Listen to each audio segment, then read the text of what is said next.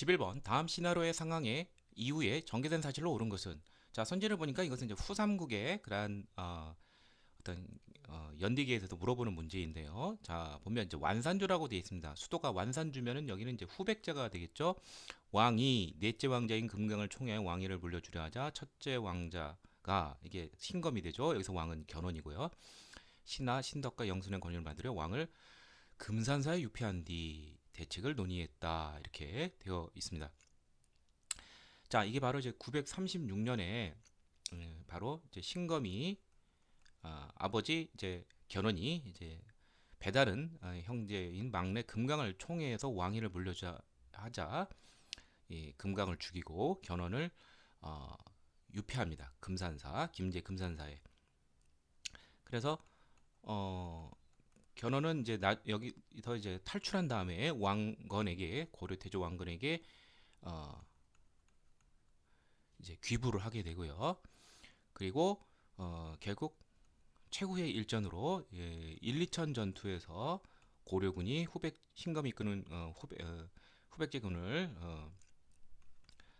통해서 이제 승리를 하면서 후삼국이 통일이 됩니다. 자, 그러니까 이런 것이 이제 1년에 이제 936년에 있었던 그런 사실이고요. 그 전에 이제 신라가 고려에게 이제 항복을 하게 됩니다. 935년. 자, 그러면 그 이전에 이제 어떠한 사실이 있었느냐? 자, 주로 많이 물어보는 것이 이제 고려가 이제 건국하면서 이제 상황이 바뀌게 되는데요. 어, 국내 전제 정치에 이제 신하들이 이제 들고 일어나서 왕건을 추대해서 이제 고려가 건국이 됩니다. 이게 918년이고요. 자, 고려는 이제 친신라 후백제하고는 이제 갈등의 관계를 갖게 되는데, 후백제의 견훤이 신라 금성 경주를 급습을 해서 경양을 죽이자 어, 후백제의 이제 신라 급습이 있자 고려가 신라를 원조하러 가다가 크게 대패하게 됩니다. 그게 바로 이제 공산 전투이고요. 여기서 김낙, 심순겸 등 많은 장수들이 이제 죽기까지 했습니다. 그러나 고창 전투에서 전세를 다시 또 역전시킵니다. 오늘날 경북 안동에 속하는 요지인 이 고창 전투에서는 어, 고려군이 승리를 하게 되면서 다시 고려의 우세로 돌아섰으며, 더 나아가서 신라가 항복을 하고 이제 신검에서 견훤이 이제 감금됐다 탈출하면서 견훤마저도 왕건에게 붙게 되면서 결국 동력을 잃은 후백제는 결국 최후의 일전인 일일천 전투에서 패배하면서 소상국이 통일이 됩니다. 자, 그러면은 이후에 나올 수 있는 것은 1, 2천 전투밖에 없죠. 그래서 정답은 4번이 되고요. 나머지는 다 그 이전이 됩니다. 그래서 제일 먼저 궁예가 정변으로 왕에서 축출이 되었다. 그러면서 고려가 건국이 된 게 918년이고요. 그 다음에 견훤이 경주를 급습하여 어, 경양을 죽이게 하고 같은 연이어서 고려가 신라를 원조하다가 신순겸, 김낙 등이 공산 전투에서 패배하고 고려에 대해 위기가 왔었죠. 그렇지만 전세를 다시 역전시킨 것이 고창, 오늘날 경북 안동 전투에서 고려가 승리하면서 전세가 다시 역전이 되고 신라 항복, 그 다음에 방금 나온 이 사건까지 이어지게 되겠습니다. 정답은 4번이 되겠습니다. 12번 가나 기구에 대한 설명으로 옳은 것을 보기에서 고른 것은. 이제 고려의 관제에 대한 문제인데, 이번에 뭐뭐의 수장인 문화시중 자리에 올랐다. 문화니까 이제 문화부와 관련되겠죠. 바로 중서문화성이 되겠고요. 고만대 자네가 어디서 맡고 있는 어사대부의 직책도 중요하니, 이건 뭐 어사대가 되겠죠. 중서문화성은 고려시대 최고 관부이며 백관을 총괄하면서 정책을 심의 의결합니다. 어사대는 감찰 기능을 하게 되죠. 예.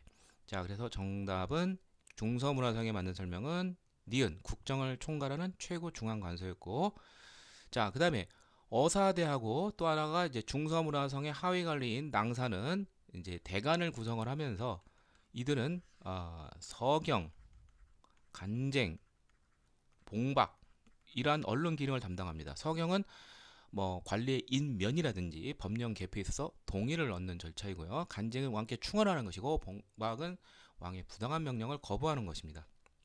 그래서 니을이 그 기능에 해당하죠. 그래서 정답은 니은 니을이니까 정답은 4번이 되겠고요. 나머지는 어떤 기구 관련지 살펴보죠. 화폐 곡식의 출납과 회계를 맡은 것은 고려의 3사가 됩니다.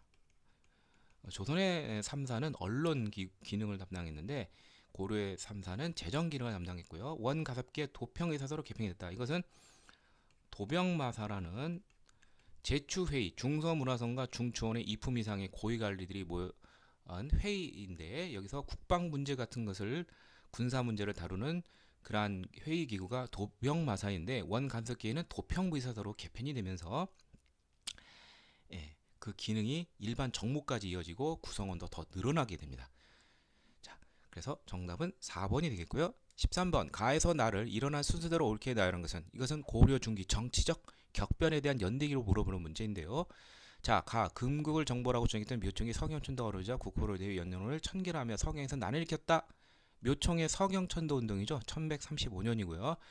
이자겸이 척중경과 더불어 반란을 일으켜 궁궐을 불태우고 왕의 측근 세력들을 제거한 왕을 강금하였다. 이자겸은 아니죠. 1126년 왕이 봉해문에서 행차했을 때 정중부와 이방을 비롯한 무신들이 다수의 문신을 제거하고 권력을 장악했다. 무신정변. 공주 명학소에서 망이 망소이가 가혹한 수를 저항하여 무리를 모아 봉기하였다. 자, 이게 무신 집권 초기에 있었던 공주 명학소에서의 그런 난이 되겠죠. 따라서 순서는 나가 다라가 되겠네요. 나가 다라니까 정답은 3번이 되겠고요.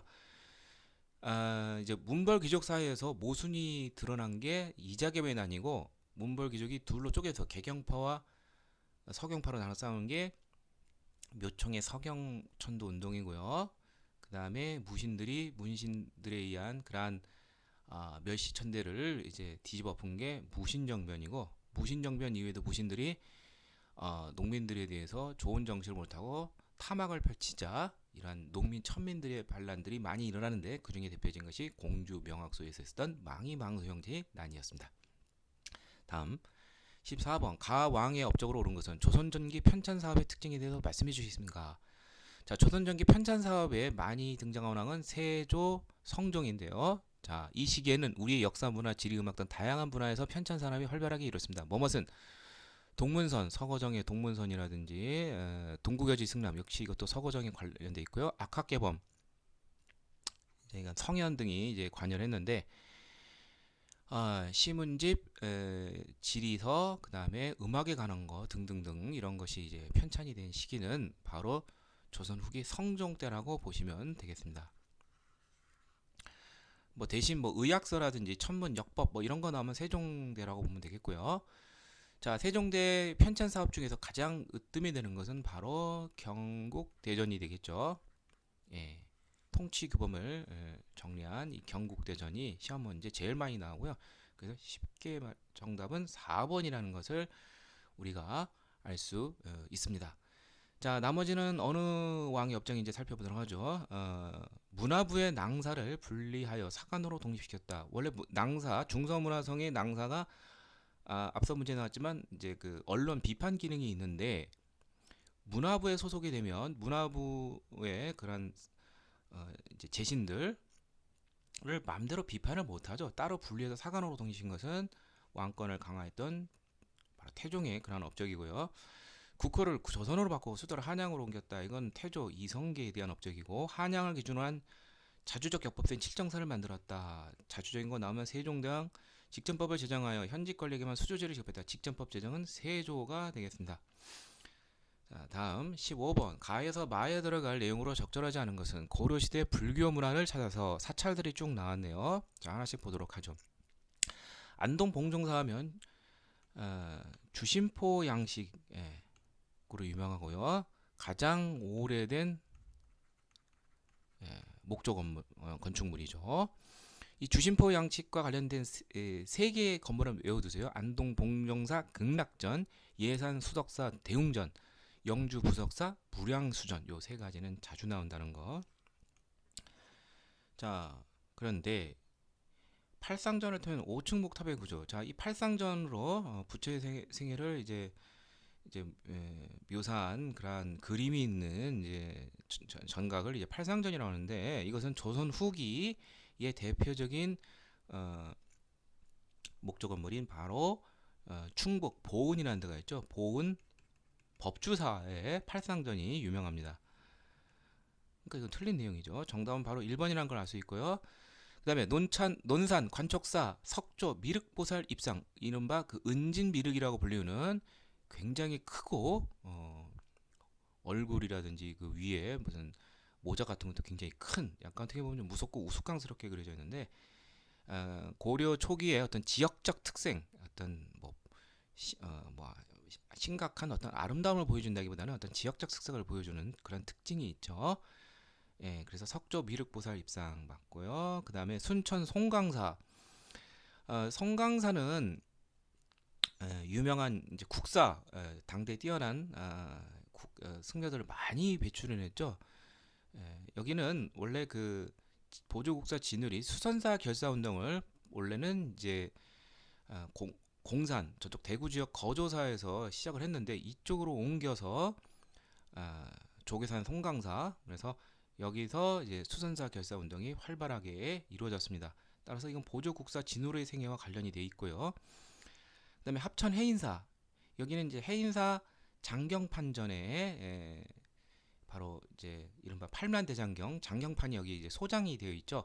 원래 팔만대장경은 강화도에서 이제 제작이 이루어진 다음에, 원래 그 강화도에 이제 선원사라는 데가 있습니다. 여기서 보관이 되다가 합천 해인사로 조선 태조 때 1398년에 이쪽으로 이제 그 장경판을 이제 이전하게 되었습니다. 그래서 오늘날까지 전해지고 있죠. 그래서 팔만대장경의 운반 과정과 보관경이 맞고요. 강진 백년사는 이제 진울의 수선사 결사와 쌍벽을 이루는 동시대의 대표적인 또한 결사 운동이 되어 있습니다. 법화 신앙을 바탕으로 해서 참여하는 그러한 것을 특징으로 하는 바로 요새라는 사람의 그러한 결사체, 그게 바로 전남 강진 백령사에서 있었습니다. 정답은 1번이 되겠습니다. 16번 밑줄근 이 왕의 제2기간에 있었던 사실은 무슨? 고려 이 왕과 그의 부인인 노국대장 공주를 그린 초상으로, 이렇게 아주 다정하게 있죠. 부인에 대한 사랑이 지극했던 사람. 그래서 이 사람이 부인이 죽었어도 그를 잊지 못하고 영정을 붙들고 뭐 혼자 놀이를 할 정도로 굉장히 심히 사랑했지만, 결국 이것이 문제가 돼서 그뿐만 아니라 고려가 무너지는데 어떤 일조를 하긴 했지만, 이 사람은 생애 초기 왕 제2 초기에는 굉장히 중요한 전철을 펼쳤는데, 이게 바로 뭐냐면 반원 자주 정책을 펼친 사람이다. 이게 바로 공민왕이죠. 예. 예. 자, 이 공민왕의 반원 자주 정책은 어떠한 것으로 이제 이루어지느냐? 원래 그 유행했던 변발, 호복, 오랑캐 복장 이런 것 등을 이연종의 건의에 의해서 폐지하고, 그 다음에 고려의 관제를 다시 문종대로 다시 다 복구를 시킵니다. 그 다음에 고려를 간섭하던 원의 기구인 정동행성 이문소를 폐지하고, 더 나아가서 유인호와 이성계 등을 시켜서 그러니까 이성계 그 아버지 이자춘 그 한경도 지역 쪽에 이제 원의 관리를 하던 이들을 이제 내응시켜서 천령 이북에 있었던 원의 그러한 기구인 쌍성 총간부를 이제 무력으로 수복하게 됩니다. 자, 그래서 정답은 1번이 되겠고요. 책임자는 유인이지만 당시 이 지역에 이제 원의 관리로서 내응한 사람이 이자춘, 그 아들 이성계가 내응을 해서 쉽게 쌍성 총간부를 수복하였습니다. 자, 이런 것 등을 잘 알아두시면 됩니다. 또 이제 뭐 여긴 나와졌지만 반권문세족 정책도 좀 알아두시고요. 신돈의 전민변정동함으로 대표되는. 자, 그러면 나머지는 이제 어느 왕과 하는지 살펴보죠. 나세, 심덕부 등이 진포에서 최무선의 그 화포를 이용해서 왜구를 크게 물리친 것이 바로 진포대첩은 우왕 때입니다. 공민왕 다음인 공민왕은 1351년에서 1374년까지 재위했죠. 좌별초, 우별초, 신의군 등의 삼별초가 이제 조직이 된 것은 뭐 최후 정권만 아시면 되겠고요. 이 시점에서는 이제 고려는 이제 고종이라는 임금이 되겠고요. 서희가 외교 담판을 벌여 강동 육주를 획득했다. 이것은 994년인데 거란의 1차 침입 때 외교 담판을 통해서 물러나게 하고 오히려 강동주까지 획득한 거. 이것은 이제 고려 성종의 업적이 되겠고요. 명예 천령이 설치에 반발하여 요동전물이 추진이 되었다. 최영을 이제 대표로 삼아서 이제 추진했지만 이성계가 위화도 회군을 했죠. 이것도 역시 우왕 때가 되겠습니다. 정답은 1번이 되겠고요. 우왕 때는 이렇게 왜구라든지 이런 정치적 격변 이런 것이 많습니다. 물론 공민왕 때도 뭐 홍건적의 침입이라든지 왜구의 침입이 이때도 많이 있긴 했지만 주로 이제 왜구가 이제 두각이 되는 그러한 침략이 많았던 시점은 우왕이라고 보시면 되고 홍건적은 당연히 공민왕이 되겠습니다. 17번 가에 들어갈 내용으로 옳은 것을 보기에서 고른 것은 현존하는 가장 오래된 금속 활자본인 직지심체 요절이 가능되었어. 이게 고려 우왕 때인 1377년에 간행이 되었죠. 사천대에서 천체화 기상을 관찰했다. 그러니까 고려 시대라는 것을 일단 한정 지을 수 있고요. 자, 고려 시대의 어떤 과학 그런 기술 그런 발전에 대해서 이제 물어보는 문제인데 하나씩 보도록 하죠. 기기 도서를 참고하여 거중기를 제작했다. 이거 이제 다산 정약용 선생이죠. 정조 때 수원 화성건설에 일조를 했습니다.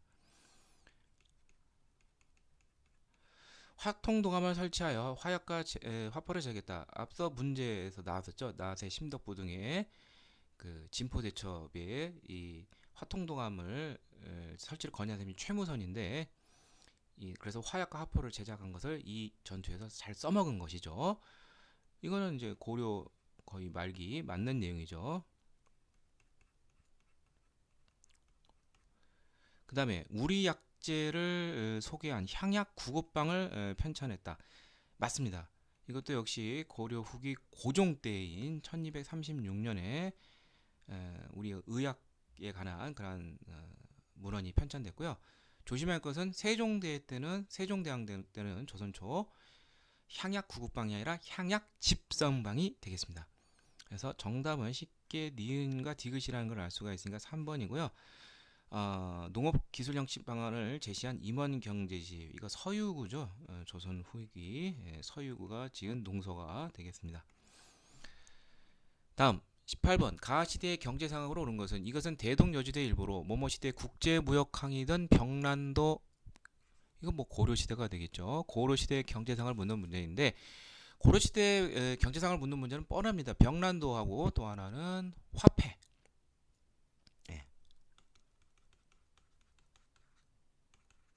고려시대 최초의 화폐가 나오는데 다양한 화폐가 또 나오기도 합니다. 그래서 최초의 화폐는 고려 성종 때 건원중보 철전이 되겠죠. 이게 최초로 나오고요. 숙종 때 주전도감을 설치를 하고 여러 가지 화폐가 많이 나옵니다. 다양한 화폐들이 뭐 해동 동보라든지 사만 동보라든지 심지어는 활구라고 불리우는 은병까지도 나오게 됐으나 널리 통용되지는 못하였습니다. 자, 그래서 정답은 쉽게 4번이라는 것을 알 수가 있고요. 자, 나머지는 어느 시대인지 살펴보도록 하죠. 1, 2, 3, 5번은 전부 다 조선 후기인데 조선 후기의 경제는 농업, 상업, 뭐 수공업, 무역, 화폐 사용 뭐 등등 모든 분야에서 다 활발히 잘 이루어졌다. 이렇게 이해하시면 되겠습니다. 자, 여기 보면 내상, 부산 동래상인, 만상, 의주상인 등 국제무역이 활발하게 이루어져 대청, 대일무역까지 부를 축적하였다. 맞는 내용이고요. 담배, 면화 등의 상품 작물, 이제 자급이 아니라 팔아서 돈이 되는 상품 작물 재배가 활발한 것도 조선 후기고요. 설점 수제, 광산업에 있어서는 채굴을 허용하고 설점을 하고 세금을 걷게 하는 제도가 효종 때 1651년 시행이 되면서 민간의 광산 개발 4차 허용이 허용되기도 하였습니다.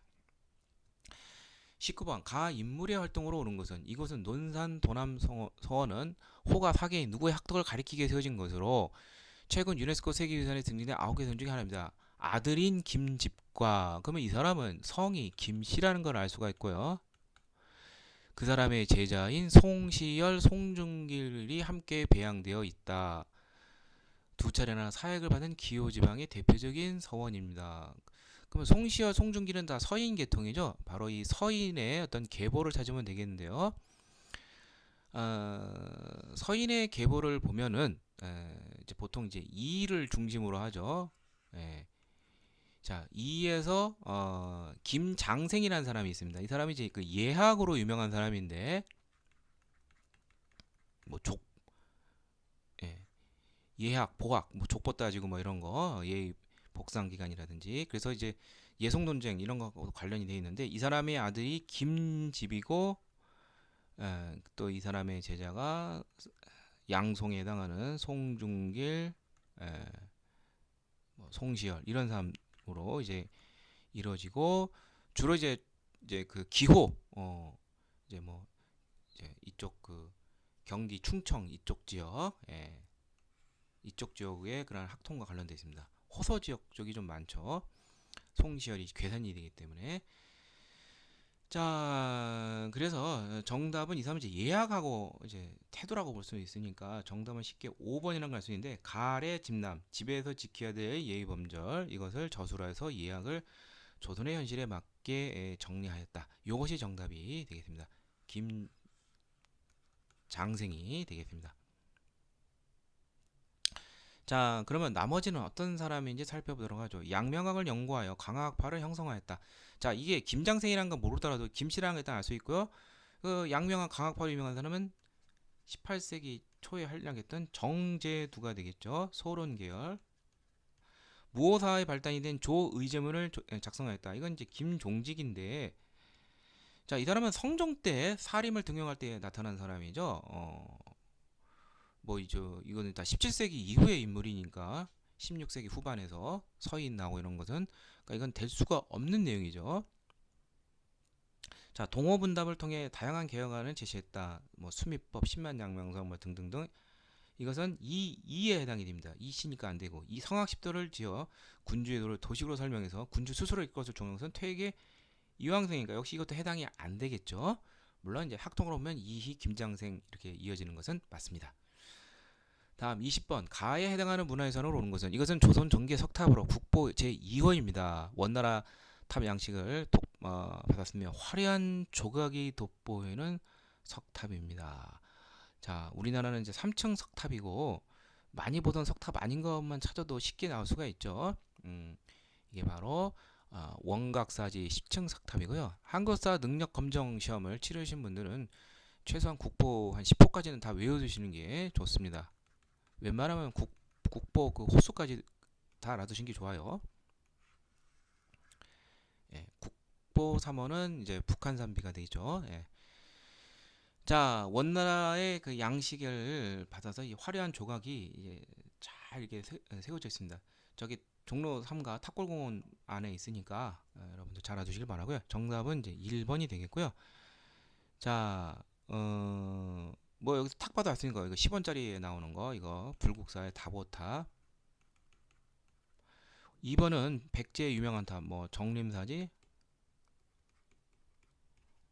5층 석탑이죠 부여 그 다음에 5번은 이제 같이 따라다니는 거 정림사지 5층 석탑 그 다음에 이거 미륵사지 석탑이죠 백제 석탑인 그 다음에 4번은 신라 말에 나타난 여기도 이제 뭐 부조 같은 게 있긴 하지만 원나라 탑의 영향을 받았으면 좀 더 라마 불교의 영향을 받아서 대리석 탑으로 이제 볼 수 있는 것은 원각사지 식성탑이고 여기에 영향을 준 것은 충무광 때 고려 말에 있었던 경천사지 10층 석탑이라는 것이 있습니다. 이것을 그대로 이제 모방했다고 보시면 돼요.